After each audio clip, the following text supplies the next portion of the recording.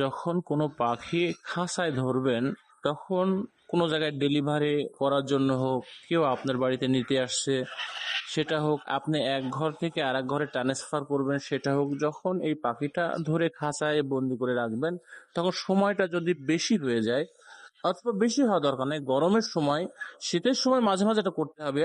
অবশ্যই অবশ্যই আপনারা খাঁচাতে পাখি বন্দি করার পর একটা ফ্যান দিয়ে রাখবেন। একটা ফ্যান দিয়ে রাখবেন, যখন ফ্যান দিয়ে রাখবেন তখন ফ্যানের বাতাসটা খুব দ্রুত দিতে হবে এমন না, এমন আলতোভাবে দিবেন যেন পাখির শরীরে বা খাঁচার শরীরে যা টাচ করে, যাতে পাখিগুলা ভালো থাকতে পারে। গরম, নতুবা গরমে তারা কিন্তু ঘেমে যাবে। পাখি যদি নষ্ট না হয় ঘেমে, তার শরীরে ওই ঘামটা লেগে গেলে ওইখান থেকে কিন্তু ঠান্ডা চলে আসে, এটা মাথায় রাখবেন।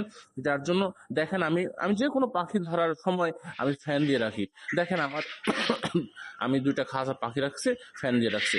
ভালো থাকবেন।